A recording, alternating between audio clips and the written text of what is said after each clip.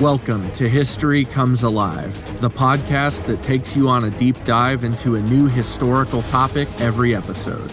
Join us as we explore the nuances of historical events you probably didn't learn about in school. Here's your host, Jeff Nichols.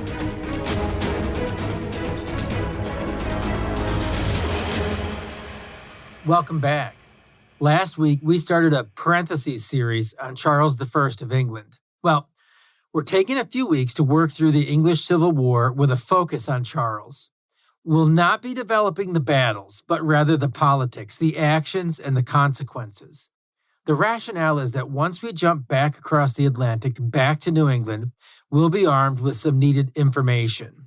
What happened in England during the reign of Charles had a profound effect on English colonial America. From the Navigation Acts to the Regicides to the Restoration and beyond, the English Civil War changed a lot. So we met Charles and we caught a glimpse of his court and his marriage and his struggles with Parliament right out of the gate. We left off when Charles disbanded Parliament, and it would be over a decade before he called another one, and a lot would happen. I want to set the stage for the rest of the series, 2 or 3 weeks, by looking at the lyrics to an old song. Well, older. It's been around since the 70s, but was made a hit in 1985. To preface this, I want to say that lyrics to songs mean a lot to me. I listen intently. And I know there's a lot of genres and everybody's passionate about their genre. But to me, the particular genre that I like strikes me. So much so that apparently it makes an impression on people. I ran into a guy, an old friend I hadn't seen in about 20 years, this past summer. And one of the first things he said, one of the first things he asked me was, "You still focus on the lyrics to songs?" And I was like, "Yeah, of course I do." And it struck me that of all the things he thought to say after like almost 20 years, that was one of the first things. So at any rate, I do actually intently listen to lyrics of songs. I don't really like things that yell and scream. I don't need a lot of vulgarity in my music. If you like that, that's fine. But also, maybe it's because I'm just a little bit older. I can't understand a lot of newer music. And by newer, I mean anything after like the year 2000. Not that everybody screams and everybody has vulgarity, but I can't understand a lot of the lyrics. That's just the truth. So at any rate, the title of the song is The Highwayman. But before we talk about that, I want to ask you, have you ever felt the agony of sitting idly by when someone just needed to step up? I'm not saying you caved, but maybe it was a time when you couldn't step up, but you just knew somebody had to. Have you ever been in a position to push back against a wrong or a social injustice for other people? Have you witnessed someone else struggle as they sat idly by and did nothing or were powerless to do what needed to be done? Have you cheered when, in a most desperate time, you knew or saw someone stand up and push back? How did you feel? Someone pushing back against the tide of oppression. When someone or a group of people stepped into the fray and took the shots and shot back. Did it feel good?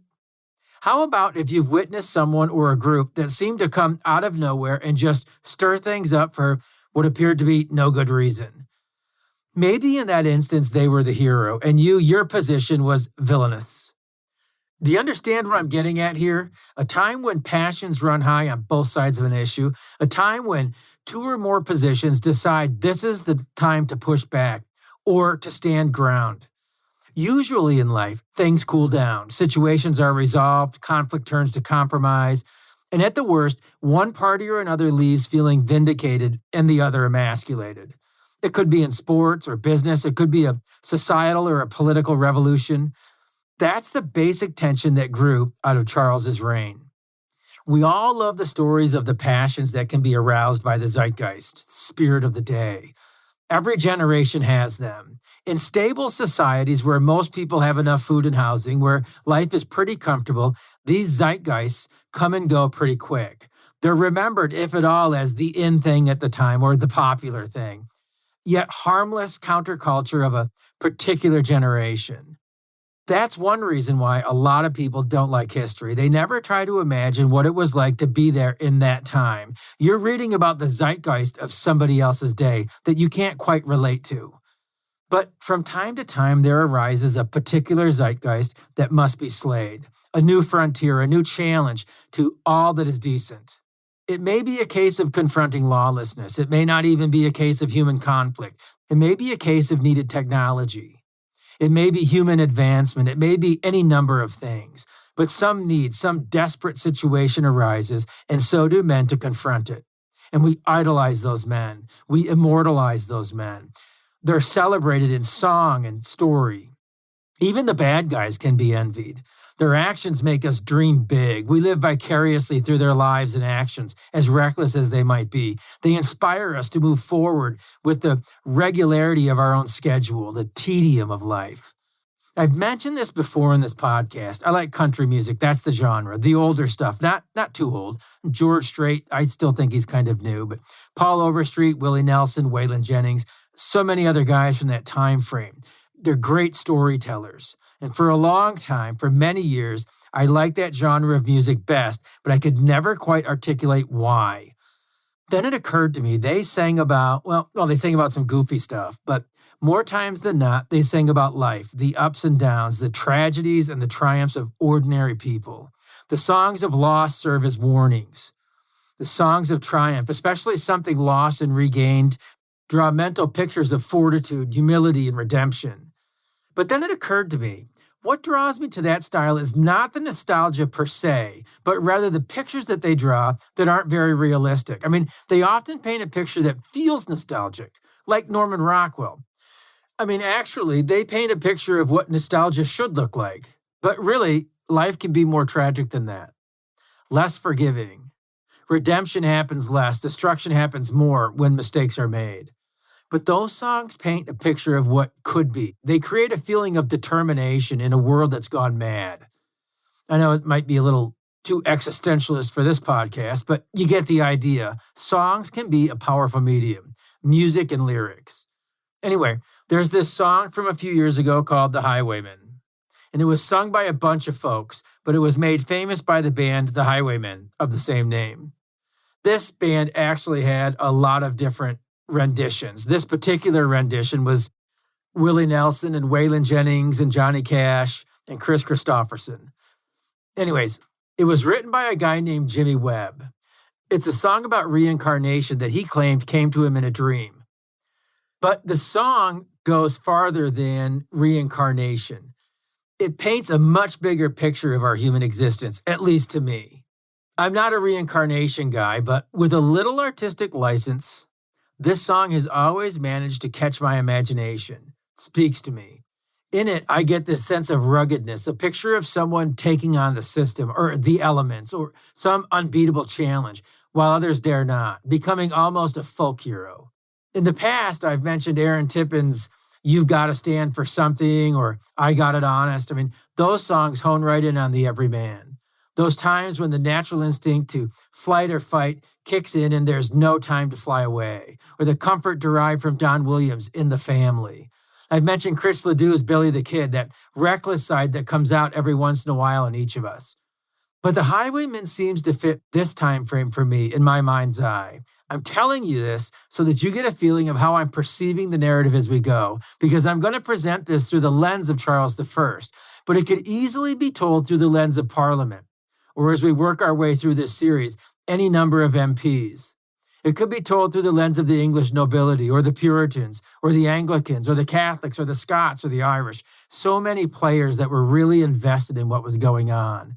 And depending on your opinion, both then and now, it can be hard to say who was really the good guy and who was the bad guy at times. It gets blurry, just like our own lives tend to do. So again, looking at these guys from their time, not ours, in the context of the struggles of their day, some of the stuff that we've already covered, in my opinion, had clear-cut good guys and bad, or at least instigators and retaliators. So anyway, the first stanza reads like this.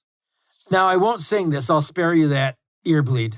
But I might partially get to the tune of the music itself.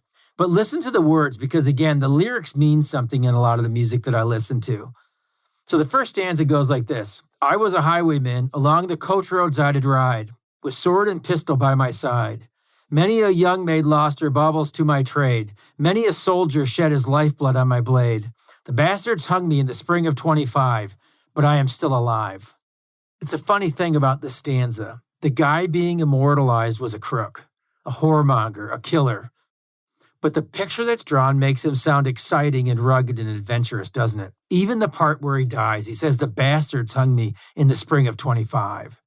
And if you know the tune or look it up because of this, it's catchy. You can easily buy into the idea that this guy died at the hands of bastards. More than likely, those bastards here were lawmen protecting the innocent.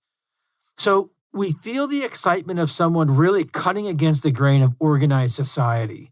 And there's something nostalgic about it, isn't there? Even if we haven't lived it. Nostalgic, but not reality. And so, too, the second stanza says, I was a sailor, I was born upon the tide. With the sea I did abide. I sailed a schooner round the Horn to Mexico. I went aloft to furl the mainsail in a blow, and when the yards broke off, they said that I got killed, but I am living still. So again, the image is drawn of this rugged man against nature, the almost eternal struggle of man against the elements, or the power of the elements themselves, and the celebration of those who fight to survive. It's like Jack London's Call of the Wild, and I know there's a much deeper, existentialist statement behind that novel. Or also To Build a Fire. I mean, Jack London understood the concept and presented it well. Anyway, the second stanza smacks of the fight men undertake against the elements. And in the end, every man loses, he dies. But the struggle oftentimes is something to behold. And then the third stanza, it says, I was a dam builder across the river deep and wide, where steel and water did collide. A place called Boulder on the wild Colorado. I slipped and fell into the wet concrete below. They buried me in that great tomb that knows no sound, but I am still around. The advancement of society and the taming of the world that we live in comes at a cost many of us seldom pay. We just enjoy the tame environment that's been handed to us. And lastly, the final stanza says, I'll fly a starship across the universe divide, and when I reach the other side, I'll find a place to rest my spirit if I can. Perhaps I may become a highwayman again. And so it goes. We may not know what the future holds, but we anticipate struggle. There may not even be a place to rest our souls after those struggles. And as we develop this story of the monarchy, I hope this idea resonates, these ideas, these pictures that were drawn from that song. And I hope it stays front and center. Because, was Charles a classic tragic figure? That's the question that we want to ask. Was he a villain? Were the regicides representative of those bastards that killed the rogue, sparing the nation? Or did they overstep and commit treason? Think about who was the bad guy in each of these little sub-series as we work through this time in England. It seems I can make a case for everyone, for every position to be good and bad, hero and villain. And if I work really hard, I can start to work through the issues of our day, today, contemporary issues, and begin to understand the very slippery slope that we are on our way down right now as a society. Each side is dug in. What was at one time more semantics than actual hostility sure does seem to have amped up as of late. Neither side willing to budge a whole lot. Pay attention to the storyline here. There's an actual parallel to so many things today. My goal, which I've stated so many times, is not to tell anyone what to think, but to encourage everyone to think a little bit more. There will be consequences to the troubles of our day. So I hope I've not lost you yet. Let's rejoin Charles then and company with those thoughts in our minds. Well, to begin, what I want to do is review last week by taking a slightly different look, so we won't be totally repetitive. A different angle on some of the same things. We'll do this quickly, only as an introduction. Today's goal, now that we're tackling the meat of the story, is to shed some light on those years that Charles operated without calling a parliament. It sure seems like he was metaphorically collecting young maidens' baubles and soldiers' lifeblood on his blade. And as we'll see eventually, the bastards will hang him. Well, Charles assumed the throne upon James's death, and then he married a French Catholic, but not before rejecting the Spanish marriage proposal, or terms to be more accurate, and going to war with them. Then he threw lavish parties and promoted a liberal minister. And Parliament was leery. The growing Puritan faction loathed him. They challenged him where it hurt him the most, in the pocketbook. One of the sticking points between the two parties was the Duke of Buckingham. He had been around a long time. He had a track record that he couldn't shake. Even in the short time since Charles had come into his own, the fiasco in Spain over the marriage, the war with Spain that wasn't going well, the reluctance on Charles's part to offer any clue to Parliament about his policies, and then Buckingham's disaster at Cadiz. Other issues weighed heavy on everyone. So I want to quote Winston Churchill, just a couple of paragraphs here to kind of set the tone, because in these paragraphs, there's going to be some name dropping that we're going to want to pay attention to, if not next week, certainly the week after, because there were other issues that would weigh heavy on everybody's mind during these years. So if you don't mind, I'll read this kind of extended quote from Winston Churchill. I'll give you a couple of comments, and then we'll look at one more quick paragraph. So of this time, Winston Churchill says that issues were nevertheless themselves of enormous weight, these other issues. Tudor authority had been accepted as a relief from the anarchy of the Wars of the Roses, and had now ceased to fit either the needs or the temper of a continually growing society. Men looked back to earlier times. Great lawyers like Coke and Selden had directed their gaze to the rights which they thought Parliament possessed under the Lancasterian kings. Ranging further, they spoke with pride of the work of Simon de Montfort, of Magna Carta, and even of still more ancient rights in the midst of Anglo-Saxon monarchy. From these studies, they derived the conviction that they were the heirs of a whole structure of fundamental law inherent in the customs of the island, and now most apt and vital to their immediate problems. The past seemed to them to provide almost a written constitution, from which the crown was threatening to depart. But the crown also looked back and found many precedents of contrary character, especially in the last 100 years, for the most thorough exercise of the royal prerogative. Both king and parliament had a body of doctrine upon which they dwelt with sincere conviction. This brought pathos and grandeur to the coming struggle. A society more complex than that of Tudor England was coming into existence. Trade, both foreign and internal, was expanding. Coal mining and other industries were rapidly developing. Larger vested interests were in being. In the van stood London, ever-glorious champion of freedom and progress. London, with its thousands of lusty, free-spoken prentices and its wealthy city guilds and companies. Outside London, many of the landed gentry, who supplied numerous members to Parliament, were acquiring close connections with new industry and trade.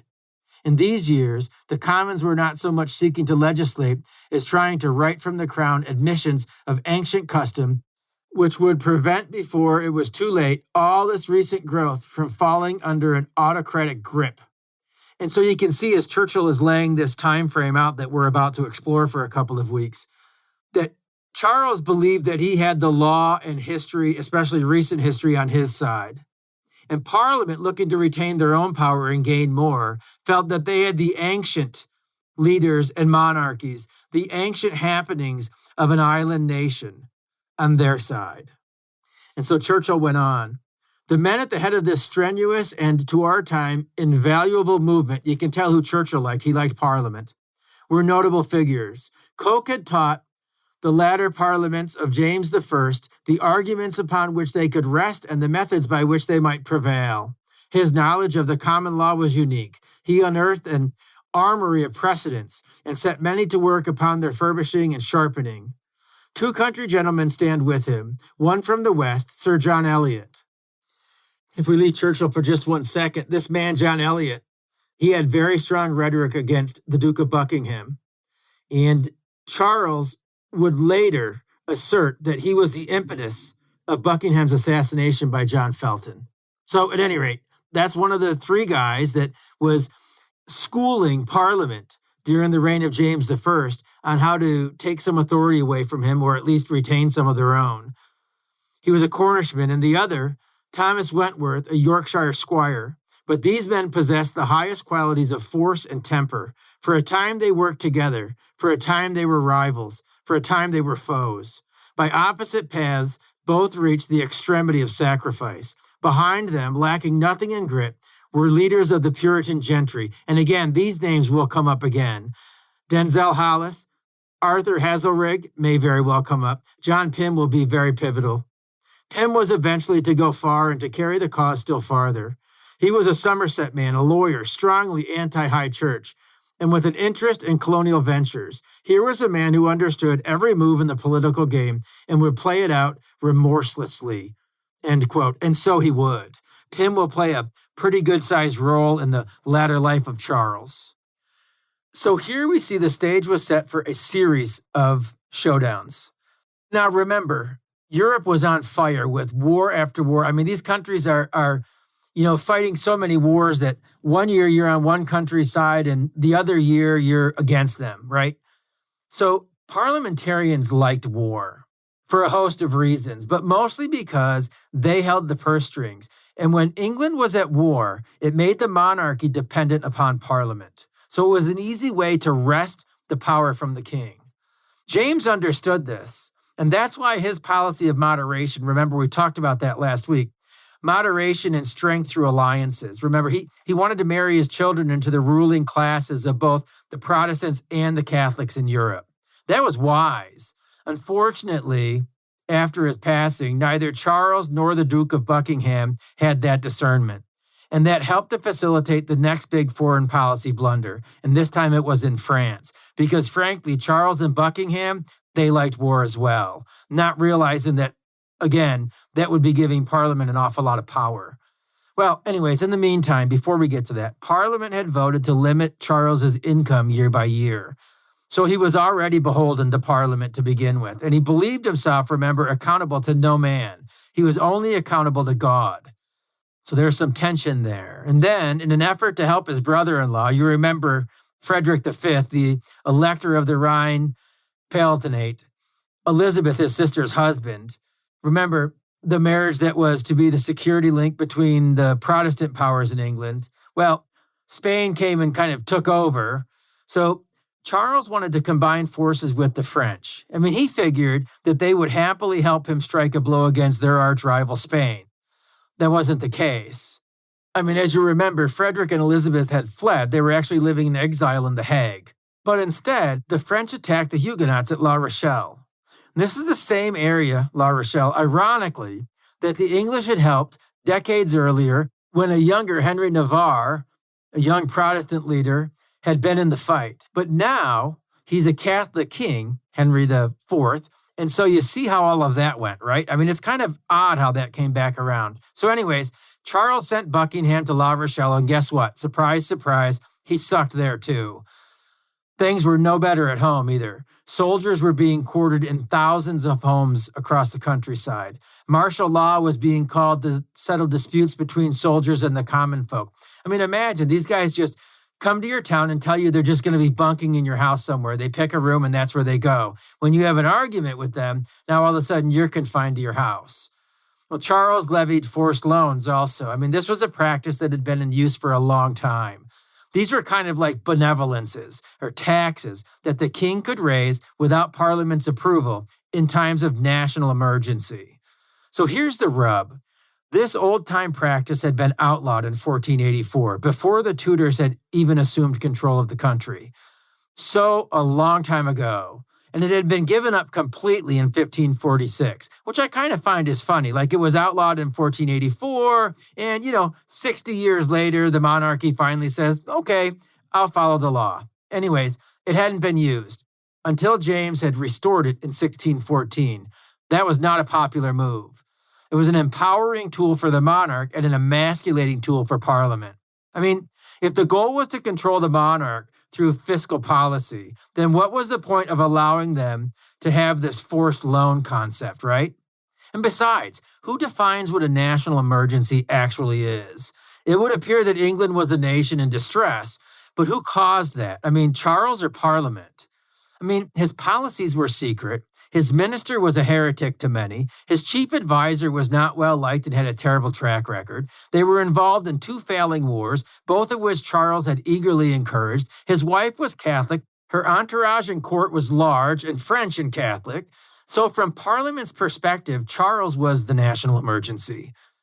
Don't you just love these old stories where the ruler is the one who creates the national emergency and then claims special powers and privileges to fix the situation? Does any of this dysfunction sound familiar, even remotely? So on top of that, there were those who refused to pay the forced loans or taxes, so they were imprisoned. This is where those rights of petition came in, where Parliament tried to rein in the crazy one. Remember, we talked about this last week. It was March of 1628, and Charles was presented with the Petition of Rights. And there's basically 4 points here. No taxation without Parliament's approval, and that takes away his ability for his, forced loans. There's secondly, no imprisonment without just cause. So you can't imprison someone for not paying for illegal taxes. And there's no quartering of soldiers. So even though you think the countryside is suffering from unrest, you can't just put soldiers in their houses. And there's no martial law in times of peace. So when people get ticked, you can't just lock them in their home. So that's about how things were going. And so depending on who you were, what was the remedy? I mean, who was to blame? Parliament wanted control. They had a legal right to the levying of taxes and control of the finances. Charles was a relic. He believed he was placed in power by God and answered only to him. You see the tension. The highwayman and the bastard in both parties. All of this is going on while yet another round of plague was ravaging the country. And the monarchs across Europe, due in large part to all these wars, were actually reclaiming some of their lost power. Charles envied them, and Parliament feared them. So everybody's pissed. So the Duke of Buckingham was assassinated in the summer of 1628 by John Felton, and in January of 1629, at the next Parliament, Charles dissolved Parliament for 11 years and began the era that we'll call the era of personal rule. He did levy taxes, illegally, maybe, during the era of personal rule. Next week, I want to talk a little more about some of those taxes from a personal level. By that, I mean the personal reactions to these taxes by some very powerful men. We'll talk about his direct challengers. I want to talk about one income stream that he employed before we go today, however. But I just want to be clear. We're going to hold off on some of the conversation because there are parts that we'll tackle that will introduce the men, or many of them, that will ultimately be Charles's downfall. And I want to draw the general mood for right now. So one of the ways that the king in England could collect taxes or gain income without Parliament was by gathering property taxes for national security. It was called ship money. And like the forced loan that Charles had already levied, this was an ancient tax that was questionable, especially the way he approached it.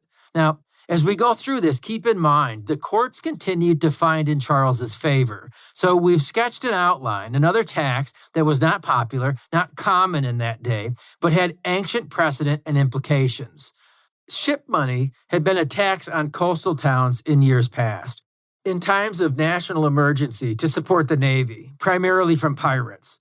Seems logical, but again, the tax was for coastal towns, the rationale being that they would suffer the most. They were there, they should shoulder the financial burden. So in 1634, the first writs of ship money requested the coastal towns supply ships. The following year, inland towns were given writs of ship money. That did not sit well. Even if the tax was legitimate, inland towns were supposed to be exempt. Charles was making money. Charles was making a lot of money. I mean, there was no real threat to begin with. For a few years, in 1635 and 36 and 37, begrudgingly, the tax did bring in a lot of money. But by 1638, the resistance had grown. So right here, you see the long suffering of the people, knowing as a society what was going on was not right. The people tried to wait it out or to deal with it or whatever. But eventually, the people's patience wore out. The money dried up that year. And I will say this too, overall, the folks were doing okay during these years. I mean, the government was messed up, but the general folks were doing okay. So it's not like there was widespread poverty or ruination. Their endurance for abuse had simply run its course, as it will. It's times like this that most people feel vulnerable and upset. They feel they can't win. The cards are stacked against them. I mean, even the lawful representation under Parliament had been taken away. There was no recourse. The people were not being heard or represented. And again, does this sound familiar, this scenario? Does it feel familiar to you? Well, enter the guy who had the courage and sufficient power to stand up for everybody else. The guy who stood against the power base, the natural elements, the machine that was Charles, the king of the United Kingdoms of England, Scotland, and Ireland. From Charles's perspective, he was doing what the law, albeit twisted a little bit, allowed. He was not the villain. First it was Parliament, and now it was going to be John Hampden. He was a Buckinghamshire squire, and he emerged as a leading public figure among many who simply refused to pay the ship money. He refused on principle. He refused putting the test to the legality of non-parliamentary taxes. He was the hero of the property-owning classes. And it's an odd thing, really. I mean, this action by Charles to tax people that weren't even in the coastal towns had irritated that class of folks, the landowners, the country gents, that historically supported the king. So he ticked off his own people repeatedly. He failed to address their grievances, even when they cried uncle under the weight of them. He didn't budge when he was exposed, and again, for skirting the law for personal gain. Well, the case went before the Court of Exchequer. This was a litmus test to define the legality of taxation that was levied without Parliament's consent. And guess what? As the whole country was in an uproar, as they waited to see how their champion would do, would he prevail? They received the news they really wished they hadn't have. The court found in Charles's favor. Now, does my personal analogy of the Highwayman resonate with you? The idea of bucking the system, of fighting it, and then perishing under its weight? Whether it's all-out rebellion, a struggle against the elements, societal advancement, fighting for a peaceful future, in a free society, people are more likely to stand up. I think one litmus test for liberty is how empowered people feel when they see an injustice. How empowered do you feel right now in our society? Do you trust the power base to do the right thing in a time of crisis? Well, it wasn't a slam dunk. I mean, the court ruling by the 12-judge panel was split 7-5. Hampden was fined additional money. In 1641, when Parliament was called in Charles's time of real need, remember we talked about that. We talked about burning bridges. When you do that, when you find yourself in need, you may need the very people that you burned. You may need their sympathy. You may need their support. You may need their money. Charles would need all three from Parliament, and all three in an official capacity would eventually be denied. So who's the highwayman, Charles or Parliament? Who's playing the role of the bastard? Based on their society, not ours. A society in transition with one side clinging to tradition and history and the other moving swiftly into the future. A classic tragedy, wouldn't you agree? There would be a showdown, actually several showdowns, before it was over. Anyway, the Long Parliament of 1641 would declare ship money illegal because of this stunt that Charles pulled. This was one of the reasons that the nation, the three kingdoms, would fall into civil war. But before we get there, the wrecking ball known as Charles had a few more tricks up his sleeve. It seems once he had sufficiently ticked off his English subjects, he had some ideas for Scotland. And once he made real enemies in England, he outdid himself by making real enemies in Scotland. But those are stories for next time, and until then, I hope our time together this time has really helped the history to come alive. Thanks for listening to History Comes Alive. We hope today's episode has given you valuable new information and inspired you to dive even deeper. Don't forget to check out Jeff's website, historywithjeff.com, and engage with Jeff across all your favorite social media platforms at History with Jeff. Join us next time as more history comes alive.